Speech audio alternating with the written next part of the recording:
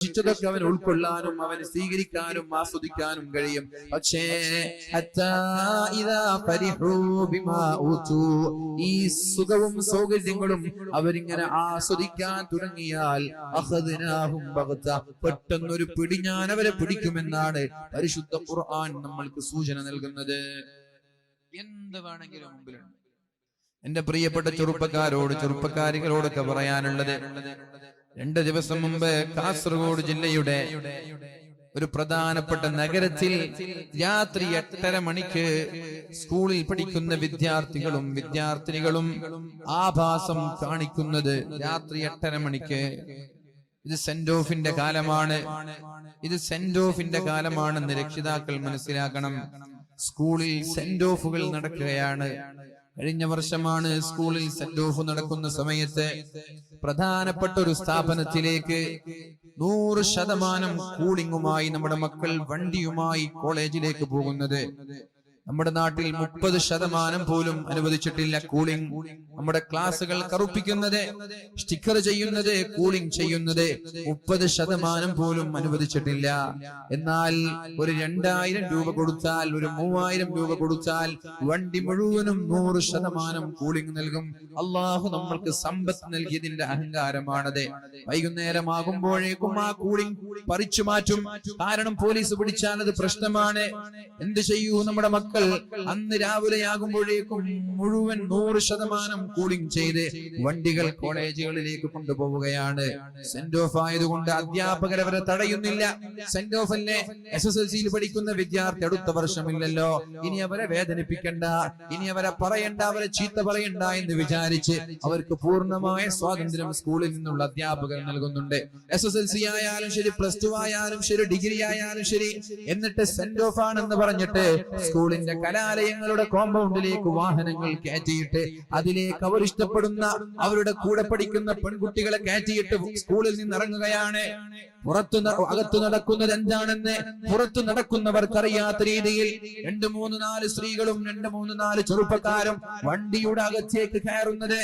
എന്നിട്ട് അങ്ങാടികളിലൂടെ കറങ്ങുന്നത് 1 അല്ല 2 അല്ല, ഒരുപാട് വാഹനങ്ങൾ. ഇത്തരം വാഹനങ്ങൾ നമ്മുടെ സ്ഥാപനങ്ങളിലേക്ക്, കലാലയങ്ങളിലേക്ക് കൊണ്ടുപോയി നമ്മുടെ പെൺമക്കളുടെ ചാരിത്രം നഷ്ടപ്പെടുത്തുന്ന സംഭവങ്ങൾ നമ്മുടെ നാട്ടിൽ നിരന്തരമായി നടക്കുന്നുണ്ട്. ഇത് കഴിഞ്ഞ വർഷമോ അതിന്റെ മുമ്പുള്ള വർഷമോ കാസർഗോഡ് ജില്ലയിൽ നടന്നൊരു സ്ഥാപനത്തിന്റെ കഥയാണ്. ഇത് തന്നെയാണ് നമ്മുടെ സ്ഥാപനങ്ങളിലും നടന്നുകൊണ്ടിരിക്കുന്നത്.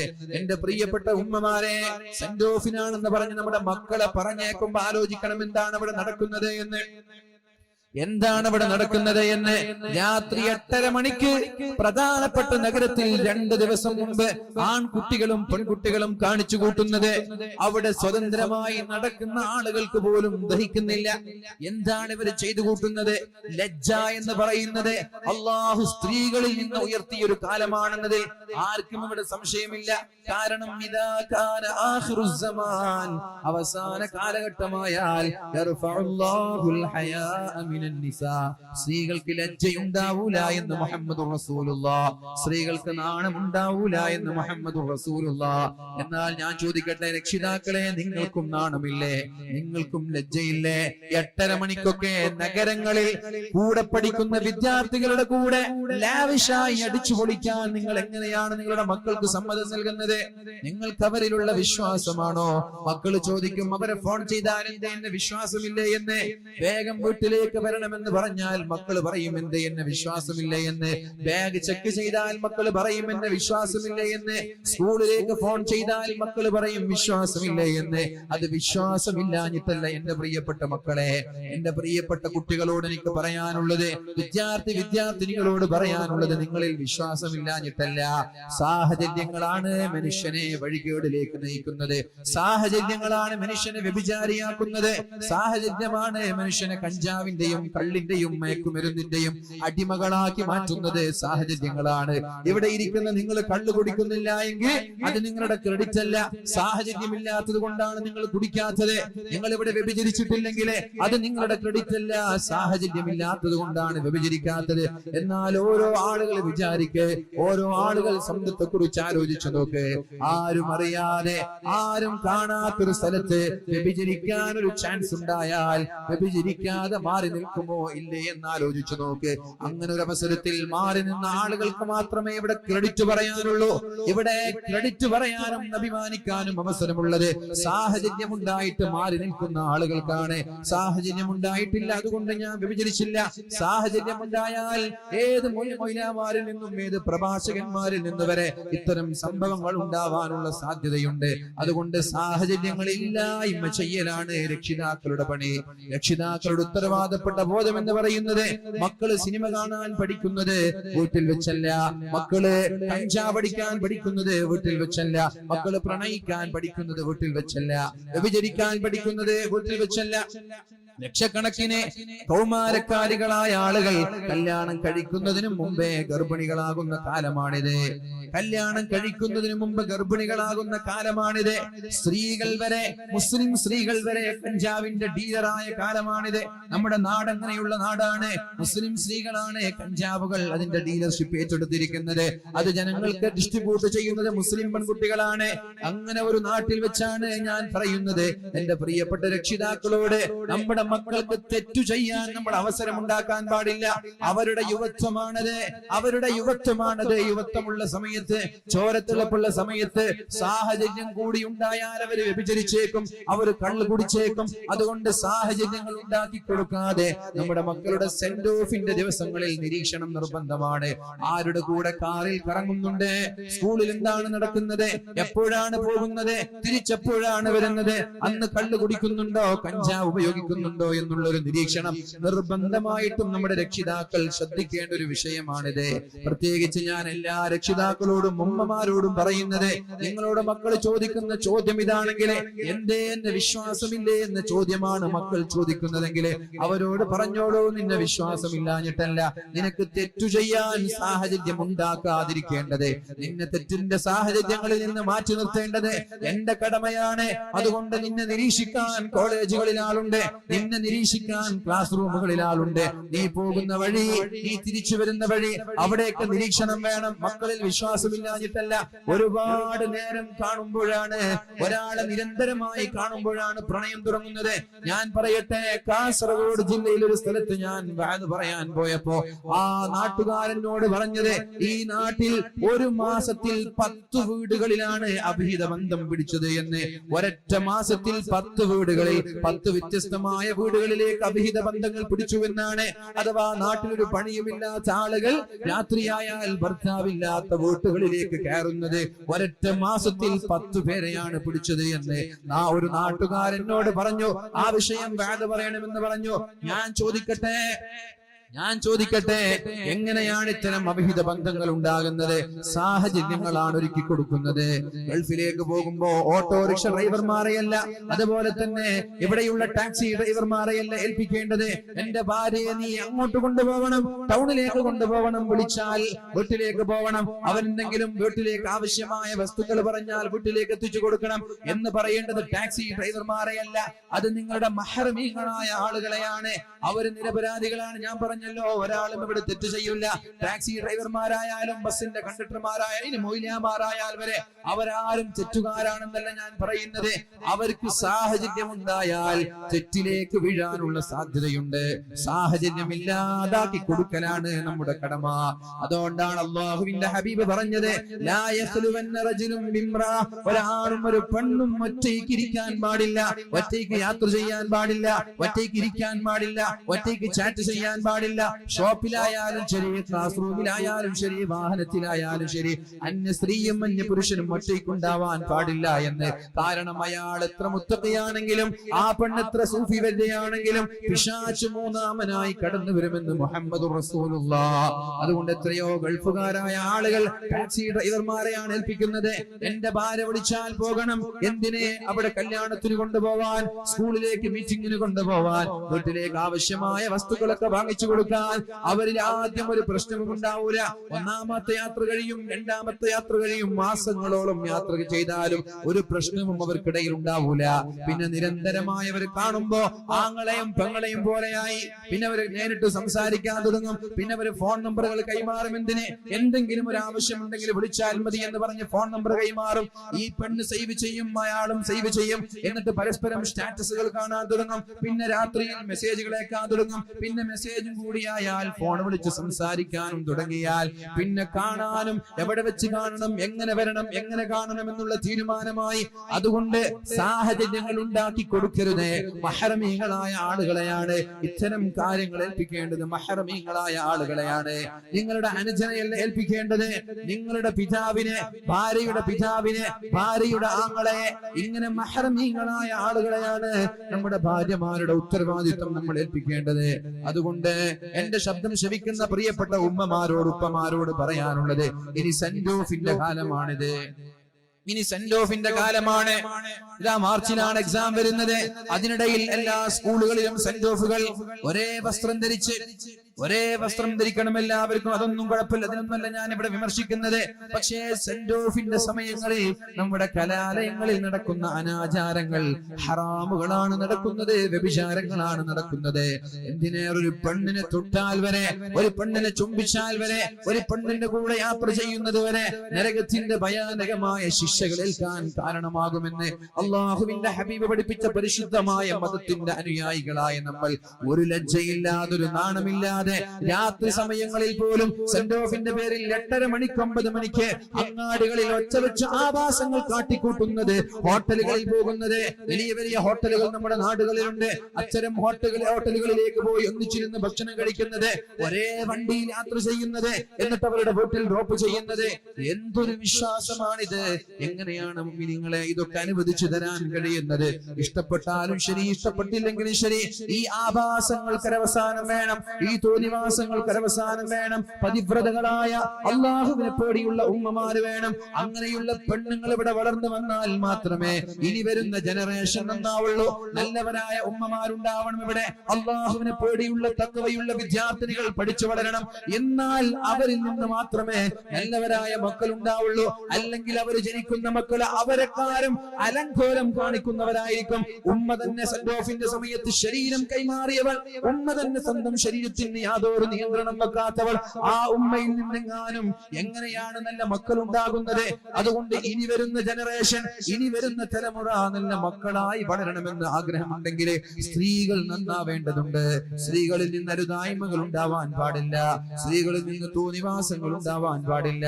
മഹാനായ മുഹമ്മദുർ റസൂലുള്ളാഹി സല്ലല്ലാഹു അലൈഹി വസല്ലമ തങ്ങൾ ഒരിക്കൽ സദസ്സിൽ വെച്ച് ചോദിക്കുന്നുണ്ട്. മഹാന്മാരായ സ്വഹാബാക്കളെയൊക്കെയുള്ള ഒരു സദസ്സിൽ വെച്ചാണ് ചോദിക്കുന്നത്, അയ്യുൽ മർഅതി ഖൈറുൻ, ഇവിടെയുള്ള സ്ത്രീകളിൽ ഏറ്റവും നല്ല പെണ്ണേതാണ്? പെണ്ണിന്റെ ലക്ഷണങ്ങൾ, പെണ്ണിന്റെ നല്ല ലക്ഷണം ഏതാണെന്ന് ചോദിച്ചപ്പോൾ മഹാന്മാരായ സ്വഹാബാക്കൾക്ക് മറുപടി ഉണ്ടായില്ല. അപ്പോഴാണ് മഹാനായ അലി തങ്ങൾ സദസ് പിരിഞ്ഞ ശേഷം നേരെ ഫാത്തിമയോട് പോയി ചോദിക്കുന്നുണ്ട്, ഫാത്തിമ, നബി തങ്ങൾ ചോദിച്ചിട്ടുണ്ട് ഒരു പെണ്ണിന്റെ നല്ല ലക്ഷണം ഏതാണ് എന്ന്. അയ്യുൻ നിസാഇ ഖൈർ, സ്ത്രീകളിൽ ഏറ്റവും നല്ല പെണ്ണ് ഏതാണെന്ന് ചോദിക്കുന്നുണ്ട്. ഫാത്തിമ, നീ ഒരു പെണ്ണല്ലേ, നിന്റെ അഭിപ്രായം എന്താണ്? അപ്പോഴാണ് മഹദിയായ ഫാത്തിമ ബീബി റളിയല്ലാഹു അൻഹ പറയുന്നത്, ഏറ്റവും നല്ല പെണ്ണ് എന്ന് പറയുന്നത് അല്ലാ യറൈന ദിജാല വലാ യറാഹുന്ന ദിജാൽ, അവൾ അന്യ പുരുഷന്മാരെ കാണാൻ പാടില്ല, അതേപോലെ അവളെ അന്യ പുരുഷന്മാര് നോക്കാനും പാടില്ല. ഇതാണ് നല്ല പെണ്ണ്. അന്യ പുരുഷന്മാരെ കാണാത്ത, അന്യ പുരുഷന്മാർക്ക് കാണാൻ അവസരം നൽകാത്ത, അഥവാ പൊതുജനങ്ങളുടെ മുമ്പിലേക്ക് ഇറങ്ങുമ്പോൾ, അങ്ങാടിയിലേക്ക് ഇറങ്ങുമ്പോൾ, സ്കൂളിലേക്ക് പോകുമ്പോൾ, പൊതുജനങ്ങളുണ്ട്, അന്യ പുരുഷന്മാരുള്ള മേഖലകളിലേക്ക് ഇറങ്ങുമ്പോൾ ശരീരം മുഴുവനും മറച്ചു നടക്കുന്ന പെണ്ണാണ് അവൾ.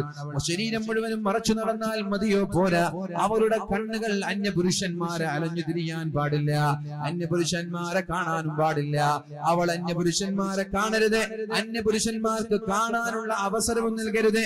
ഈ രീതിയിൽ ഏത് പെണ്ണാണോ വളരുന്നത് ആ പെണ്ണാണ് ഏറ്റവും നല്ല പെണ്ണ് എന്ന് മഹദിയായ ഫാത്തിമ ബീബി റളിയല്ലാഹു അൻഹാ.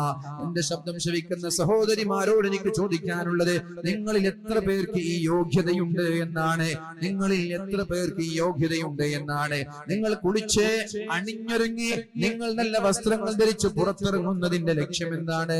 പെർഫ്യൂമുകൾ ഉപയോഗിക്കുന്നതിന്റെ, ലിപ്സ്റ്റിക്കുകൾ ഉപയോഗിക്കുന്നതിന്റെ, ഫൗണ്ടേഷൻ ഉപയോഗിക്കുന്നതിന്റെ, പൊതുജനങ്ങളുടെ മുമ്പിലേക്ക് സുന്ദരികളായി ഇറങ്ങുന്നതിന്റെ ലക്ഷ്യം എന്താണ് എന്ന് നിങ്ങൾ സ്വയം വിലയിരുത്തിയാൽ മതി. നിങ്ങൾ അന്യപുരുഷന്മാരെ കാണുന്നുണ്ടോ? അന്യപുരുഷന്മാരെന്നെ കാണണമെന്നുള്ള ചിന്ത നിങ്ങൾക്കുണ്ടോ? ഞങ്ങൾക്ക് നിങ്ങളുടെ ചിന്തയെ കുറിച്ചറിയില്ല, പക്ഷേ ചിന്ത മാത്രം നോക്കുന്ന ഒരാളുണ്ട്, അത് അല്ലാഹുവാണ്. അല്ലാഹു നിങ്ങൾക്ക് നിങ്ങളുടെ വേഷവിധാനങ്ങൾ വേണ്ട. ലാ യൻദുറു ഇലാ അജ്സാമികും വലാ ഇലാ സുവരികും. അല്ലാഹു നോക്കുന്നത് നിങ്ങളുടെ വേഷവിധാനങ്ങളിലേക്കല്ല, അല്ലാഹു നോക്കുന്നത് നിങ്ങളുടെ വസ്ത്രങ്ങളിലേക്കല്ല. വലാകിൻ ഇലാ ഖുലൂബികും. അല്ലാഹു നോക്കുന്നത് ഹൃദയങ്ങളിലേക്കാണ്. പുറത്തിറങ്ങുന്ന ഒരു പെണ്ണിന്റെ ലക്ഷ്യം എന്താണ് എന്ന് അല്ലാഹുവിന് അറിയുന്നുണ്ട്.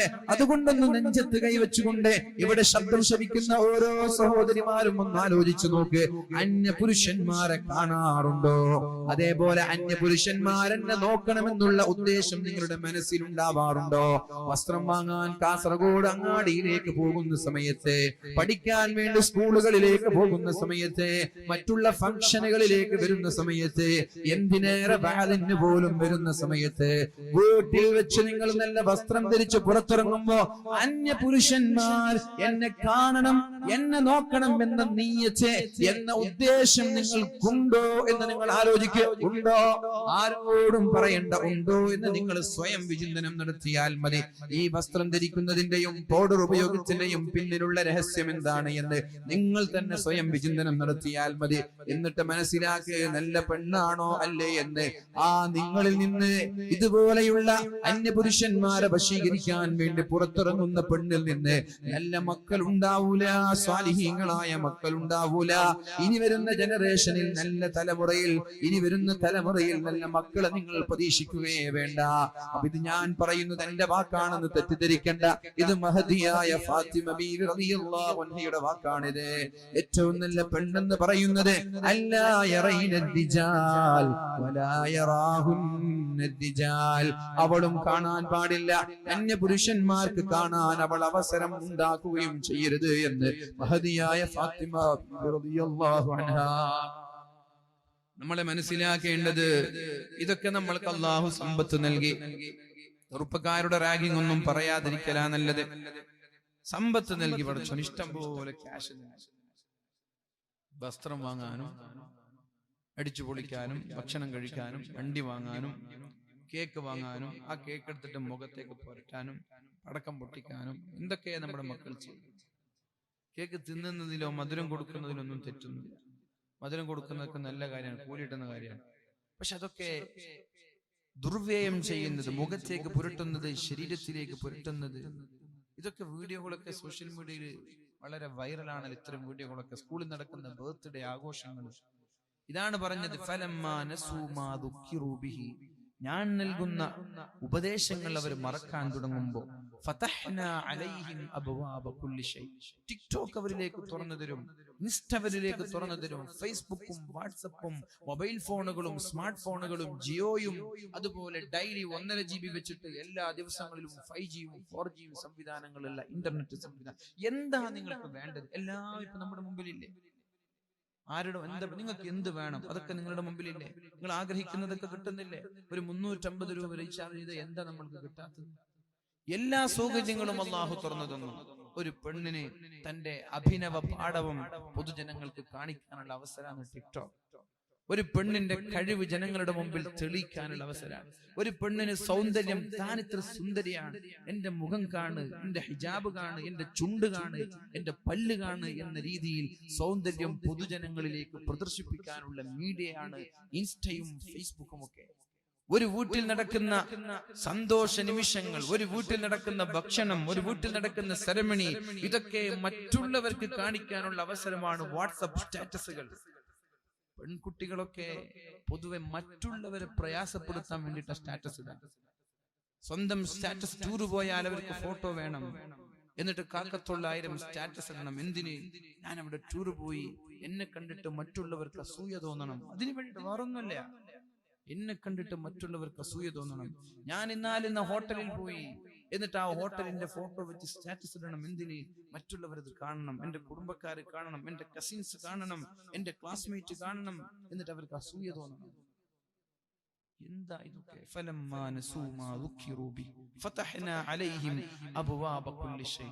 ഇതൊക്കെ അല്ലാഹു സൗകര്യങ്ങളൊക്കെ മുഴുവനും നമ്മുടെ മുമ്പിൽ തുറന്നു തരാം. എന്ത് വേണമെങ്കിലും ചെയ്യാം ഒരാൾക്ക്. ഒരു മനുഷ്യന് എന്തും ചെയ്യാനുള്ള സൗകര്യങ്ങൾ അല്ലാഹു തരികയാണ്. പക്ഷേ ഇതിന് നിലനിൽപ്പില്ല എന്നെല്ലാവരും മനസ്സിലാക്കി. ഇതിനൊരു നിലനിൽപ്പില്ല. സുഖിച്ച് ആസ്വദിച്ച് ആഹ്ലാദ തിമിർപ്പിൽ എല്ലാം മറന്നുകൊണ്ട് റബ്ബിനെ മറക്കുന്ന ഒരു സമയം നിങ്ങളിലേക്ക് വന്നാൽ പെട്ടെന്ന് അല്ലാഹു പിടിപിടിക്കും. പിന്നെ രക്ഷപ്പെടാൻ ഒരു കുഞ്ഞുമോനും കഴിയില്ല. ഈ സാമ്പത്തിക മാന്യമൊക്കെ അതിന്റെ ഭാഗമാണോ എന്ന് ഞാൻ പഠിച്ചു പോവാൻ. എല്ലാ വീട്ടിലും എല്ലാ കച്ചവട സ്ഥാപനങ്ങളിലും സാമ്പത്തിക മാന്യമാണ്. പിരിവ് കുറഞ്ഞില്ലേ? വരുമാനം കുറഞ്ഞില്ലേ? ചെലവ് ചുരുക്കാൻ തുടങ്ങിയില്ലേ? അതൊക്കെ ഇങ്ങനെ ഒരു ആർഭാടത്തിന്റെയും ആഭാസത്തിനും റബ്ബ് തരുന്ന പരീക്ഷണമാണോ എന്ന് ഞാൻ പിടിച്ചു പോകും. ഓരോ ഫംഗ്ഷനുകൾക്ക് ഓരോ കുപ്പായങ്ങൾ, ഓരോ ബർത്ത്ഡേകൾക്ക് ഓരോ കുപ്പായങ്ങൾ, ഓരോ സെന്റ് ഓഫുകൾക്ക് ഒരു കുപ്പായങ്ങൾ. ഒരു തവണ അത് ധരിക്കുന്നു, പിന്നെ അത് കൊണ്ടുപോയി അലമാരയിൽ വെക്കുന്നു. രണ്ടാമതൊരു തവണ ധരിക്കുന്നില്ല. 10,000ങ്ങളുടെ സാരി വാങ്ങുന്നു, ഒരു തവണ ധരിക്കുന്നു, അലമാരയിൽ കൊണ്ടുപോയി വെക്കുന്നു. ഇത്തരം ദുർവ്യയം, അമിതമായ ഉപയോഗങ്ങൾ നമ്മുടെ നാട്ടിലും നമ്മുടെ വീട്ടിലും കുടുംബങ്ങളിലും വർദ്ധിച്ചപ്പോ അല്ലാഹു നൽകിയ ഈ സാമ്പത്തിക മാന്യം അതൊരു പരീക്ഷണമാണ് എന്ന് തിരിച്ചറിഞ്ഞോളൂ എല്ലാവരും. ഒരു പക്ഷേ ഇതിൽ നിന്ന് കരകയറാൻ നമ്മൾക്ക് കഴിഞ്ഞു എന്ന് വരില്ല. ഗൾഫ് രാജ്യങ്ങളുടെ ഈ സാമ്പത്തികമായ പ്രതിസന്ധിയൊക്കെ സൂചിപ്പിക്കുന്നത് കരകയറാൻ ഒരുപക്ഷെ നമ്മൾക്ക് കഴിഞ്ഞുകൊള്ളണമെന്നില്ല. പക്ഷേ ഇത് നന്നാവാനുള്ള ഒരു അവസരമാണ്, റബ്ബിലേക്ക് മടങ്ങാനുള്ള ഒരു അവസരമാണ്. ഇനിയും കളിച്ചാൽ പിടിക്കും റബ്ബ്. ആ പിടിയുടെ ഭാഗമാണ് നമ്മുടെ കേരളക്കരയെ പിടിച്ചു കുലുക്കിയ പ്രളയം കഴിഞ്ഞ വർഷം വന്നത്. വീട് 2 നില 3 നില വീടുകളൊക്കെ മുങ്ങുന്ന രീതിയിലുള്ള പ്രളയം, വലിയ വലിയ വീടുകൾ ഒലിച്ചു പോകുന്ന രീതിയിലുള്ള ഉരുൾപൊട്ടലുകൾ. ഇതൊക്കെ റബ്ബ് തന്നിട്ട് സമയം കഴിഞ്ഞിട്ടില്ല. പ്രളയം ബാധിച്ച് കടബാധ്യതയുണ്ടായ ഒരു വയസ്സായ ഒരു മനുഷ്യൻ കിഡ്നി വിൽപ്പനക്ക് വെച്ചു. എന്തിന്?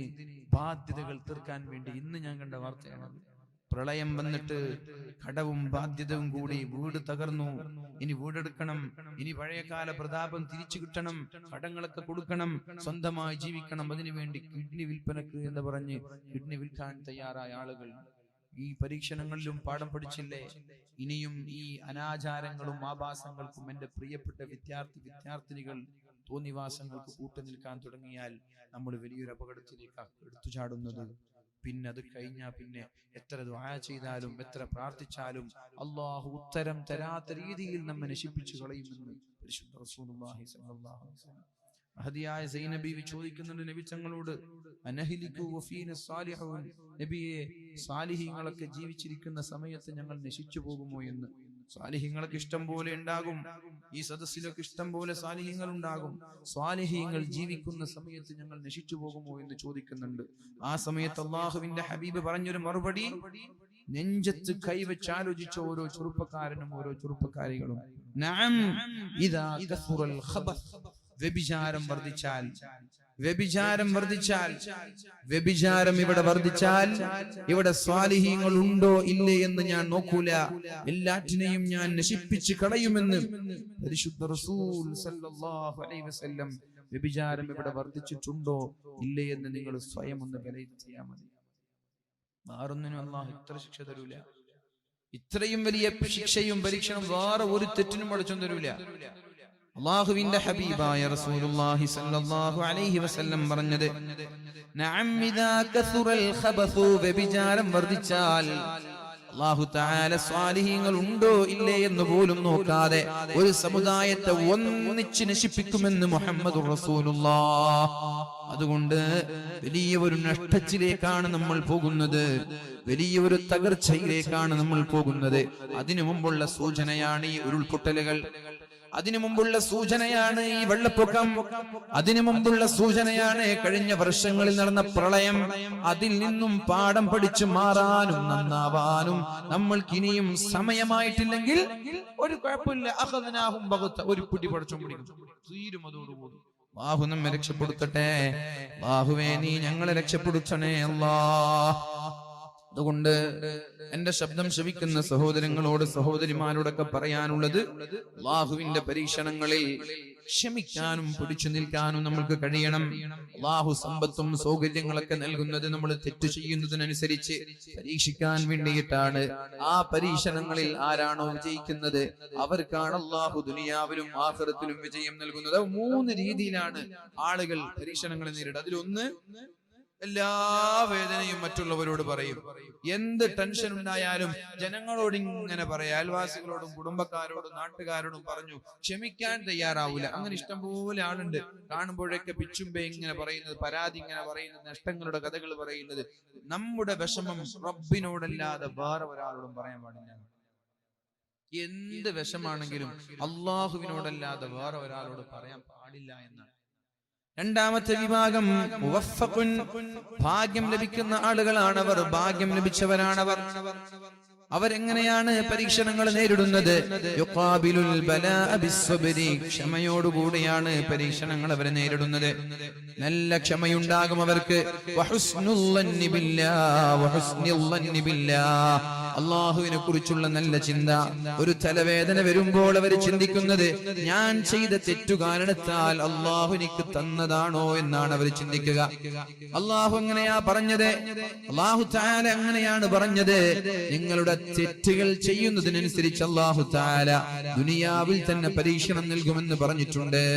ഇദാ ഇന്നൽ അബ്ദ ഇദാ സബഖത് ലഹു മൻസിലത്തുൻ മിനല്ലാഹ്, അള്ളാഹു തആല ഒരാൾക്ക് ഉന്നതമായ സ്ഥാനം നൽകാൻ തീരുമാനിച്ചാൽ, ഇവിടെ കൂടിയിരിക്കുന്ന നിങ്ങളിൽ ഒരാൾക്ക് സ്വർഗത്തിൽ അല്ലാഹു ഉന്നതമായൊരു ദറജ തരാൻ തീരുമാനിച്ചു. സ്വർഗത്തിന് 100 തട്ടുകളാണുള്ളത്. അതിൽ അല്ലാഹുവിന്റെ ഹബീബിന്റെ തൊട്ടടുത്ത് തന്നെ നിങ്ങളെ ഇരുത്താൻ തീരുമാനിച്ചു. ഇവിടെ ഇരിക്കുന്ന ഒരാളെ, ഒരാചാരെ നബി തങ്ങളുടെ തൊട്ടടുത്ത് ഇരുത്തണം എന്ന് അല്ലാഹു തീരുമാനിച്ചു. അയാൾക്ക് പ്രത്യേകമായ ഒരു അമലില്ല.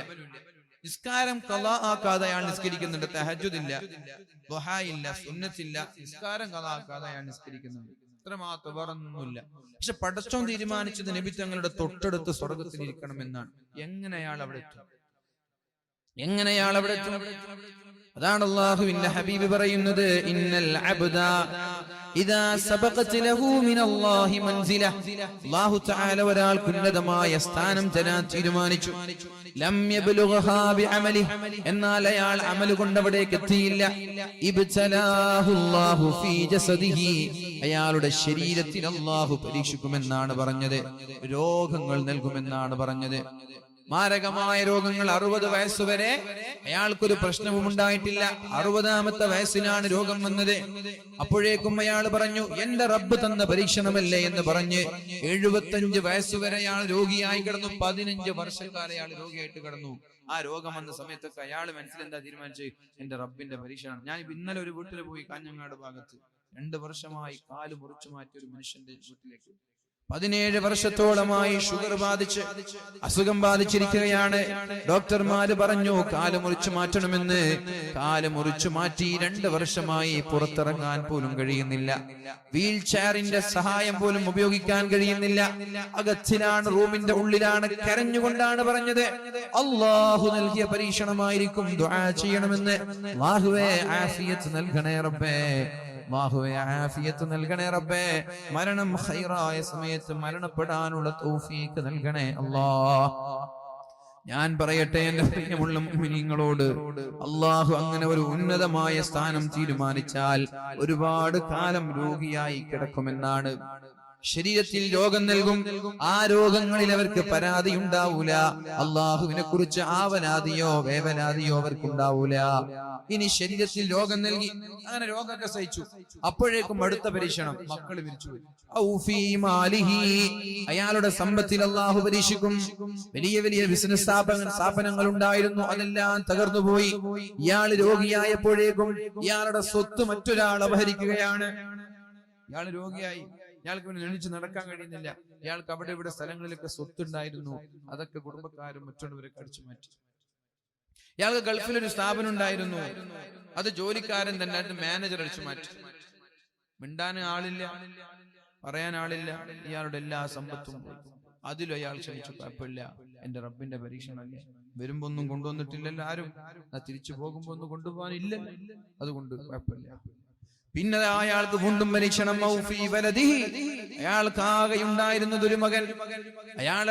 അയാളെ ശുശ്രൂഷിക്കേണ്ടത്, അയാളെ പരിപാലിക്കേണ്ടത് ഒരു മകനാണ്. ആ മകനാണ് ആക്സിഡന്റിലൂടെ മരണപ്പെട്ടു പോകുന്നത്, അതും പോയി.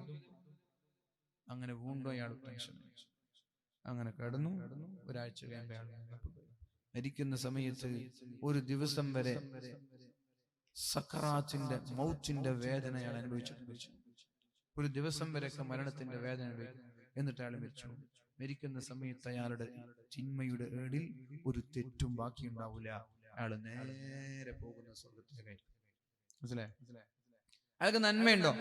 പ്രത്യേകമായ നന്മയുണ്ട്? ഒന്നുമില്ല. ഫർള് കൃത്യമായി നിസ്കരിച്ചിട്ടുണ്ടെന്ന് മാത്രം, വേറെ പ്രത്യേകമായ ഒരു നന്മയില്ല. പക്ഷേ നബി തങ്ങളുടെ കൂടെ ഇരിക്കാൻ അള്ളാഹു തീരുമാനിച്ചു. നന്മ കൊണ്ട് അവിടെ എത്തിയില്ല എങ്കിൽ ശരീരത്തിലൂടെ രോഗം നൽകി അള്ളാഹു പരീക്ഷിക്കും. മക്കളിലൂടെ അള്ളാഹു പരീക്ഷിക്കും. നല്ല മക്കളുണ്ടായിരുന്നു, ആ മക്കൾ ഒളിച്ചോടും.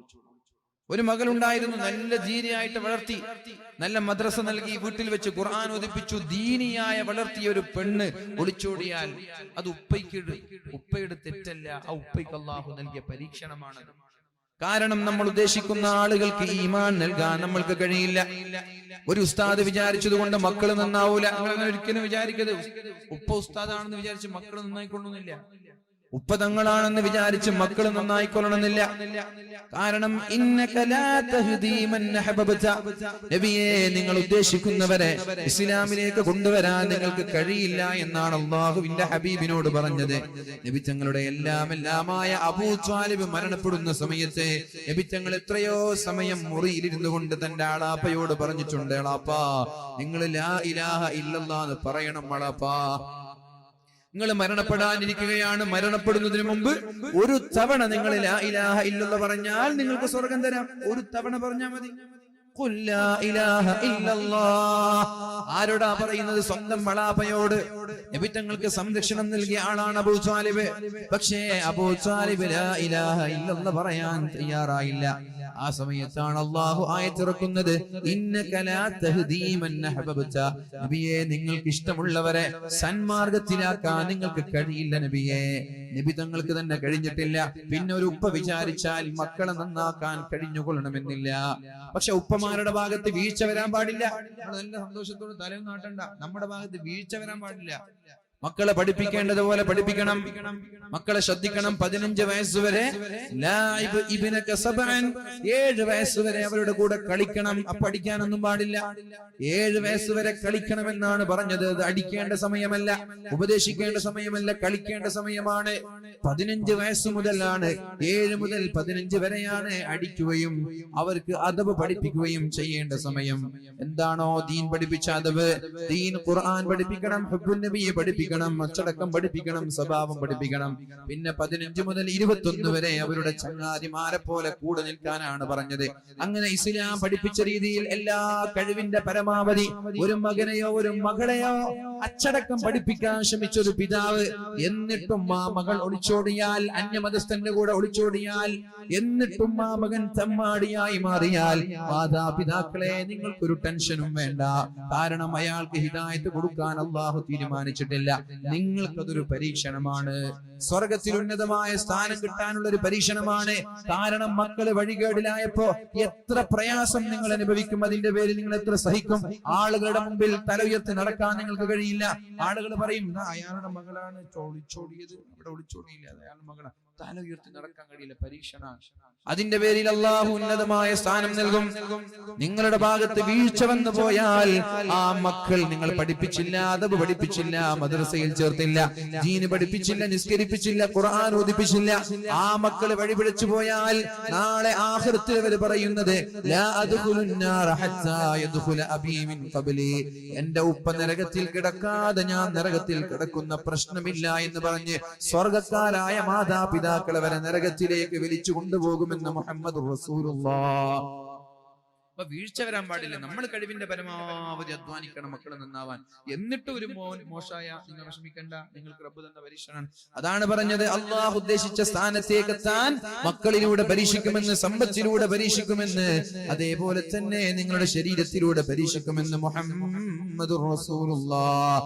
വലിയൊരു ഹദീസ് കൂടി കേൾക്ക്. ഇദാ അറാദല്ലാഹു ബിഅബ്ദിഹിൽ ഖൈറ, അല്ലാഹുവിന് ഒരാളോട് ഇഷ്ടം തോന്നിയാൽ, നമ്മളോടൊക്കെ റബ്ബിന് ഇഷ്ടമാണോ ഇല്ലേ നമുക്ക് തിരിച്ചറിയാൻ കഴിയും. ഇദാ അറാദല്ലാഹു ബിഅബ്ദിഹിൽ ഖൈറ, അല്ലാഹുവിന് ഒരാളോട് ഇഷ്ടം തോന്നിയാൽ അജ്ജല ലഹുൽ ഉഖൂബത ഫിദ് ദുനിയാ, ദുനിയാവിൽ തന്നെ ശിക്ഷ തരും. ദുനിയാവിൽ തന്നെ ശിക്ഷ തരും. നിങ്ങളൊരു തെറ്റു ചെയ്താൽ അന്ന് നിങ്ങളുടെ വണ്ടി എവിടെങ്കിലും പോയിട്ട് മുട്ടും. ദുനിയാവിൽ ഒരു തെറ്റ് ചെയ്ത, നിങ്ങളുടെ ഇഷ്ടമുണ്ടെങ്കിൽ, അള്ളാഹുവിന് ഇഷ്ടമാണെങ്കിൽ, നിങ്ങളൊരു തെറ്റു ചെയ്തു, ഹറാമ് കണ്ടു എന്ന് വിചാരിക്കാം, അന്ന് നിങ്ങൾക്ക് ഒരു പരീക്ഷണം, ഒരു ശിക്ഷ അള്ളാഹു തരും. എങ്ങനെ? വീട്ടിലെത്തിയ ഭാര്യ ഇങ്ങനെ മസിലും മുടിച്ച് നിൽക്കുന്നു, മുഖം കറുപ്പിച്ച് നിൽക്കുന്നു, എന്നിട്ട് ഫുള്ള് ചീത്ത. ഏറ്റവും വലിയ വിഷമപ്പ് ഉണ്ടാവുക ഭാര്യമാരെ മസിൽ പിടിച്ചാൽ, വേറെ ആരും മസിൽ പിടിച്ചാൽ കുഴപ്പമുണ്ടാവില്ല. പെണ്ണുങ്ങള് മസിൽ പിടിച്ചാൽ ആകെ പ്രശ്നമായിരിക്കും, വിഷമായിരിക്കും. വീട്ടിലെത്തുമ്പോ ഭാര്യ വല്ലാത്ത സ്ട്രോങ്ങിനെ കൊണ്ട് ചീത്ത പറയാൻ, എന്ത് പഠിച്ചോനെ സംഭവിച്ചത്?